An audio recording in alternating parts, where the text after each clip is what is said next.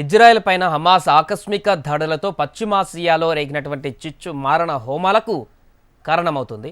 ఇప్పటికే హమాస్పై ప్రతీకారం పేరుతో గాజా సిటీని దాదాపు నాశనం చేసేయడంతో పాటుగా వేల మంది మరణాలకు కారణమైనటువంటి ఇజ్రాయెల్ దాడులు ఇప్పుడు మరో నగరం రాఫాకు విస్తరించబోతున్నాయి.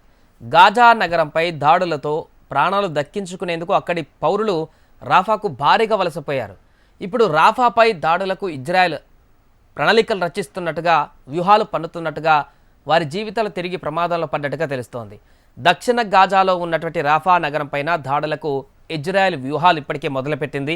అయితే రద్దీగా ఉండే రాఫా నగరం నుంచి సాధారణ పౌరులు సురక్షితంగా ఇతర ప్రాంతాలకు తరలి వెళ్లేందుకు అవకాశం కల్పిస్తామని ఇజ్రాయెల్ ప్రధాని బెంజమిన్ నెతన్యాహు చేస్తున్న ప్రకటన అక్కడి ప్రజలలో కొత్త ఆందోళనలు నింపుతోంది.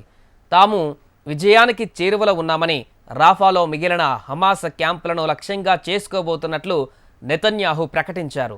మరోవైపు రాఫాపై దాడులకు దిగితే గత అక్టోబర్ 7న తాము జరిపిన దాడులలో బందీలుగా చేసుకున్న ఇజ్రాయెల్ పౌరుల ప్రాణాలు ప్రమాదంలో పడటం ఖాయమని హమాస్ హెచ్చరించింది.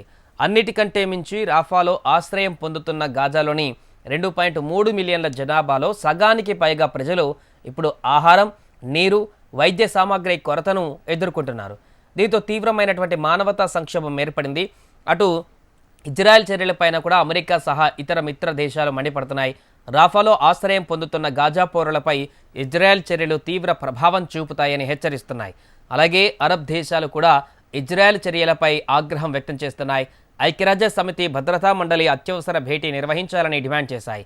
ఇజ్రాయెల్ను కట్టడి చేయడంలో ఐరాస వైఫల్యంపైన తీవ్ర అసంతృప్తి వ్యక్తం చేస్తున్నాయి. ఇందులో ఈజిప్టు అయితే ఇజ్రాయెల్ రాఫాపై దాడులకు దిగితే 50 ఏళ్ల క్రితం ఆ దేశంతో కుదుర్చుకున్నటువంటి క్యాంప్ డేవిడ్ శాంతి ఒప్పందం రద్దు చేసుకుంటామని హెచ్చరిస్తోంది. మరోవైపు ఇజ్రాయెల్లో పౌరులు సైతం నెతన్యాహు ప్రభుత్వంపైన ఆగ్రహం వ్యక్తం చేస్తూ నిరసనలకు దిగుతున్నారు. ప్రభుత్వాన్ని గద్దెదించి ముందస్తు ఎన్నికలు నిర్వహించాలనే డిమాండ్లు పెరుగుతున్నాయి. ఇజ్రాయెల్ బందీల్ని హమాస్ చెర నుంచి విడిపించలేని నెతన్యాహు పదవి నుంచి దిగిపోవాలంటూ కూడా వారు డిమాండ్ చేస్తున్నారు.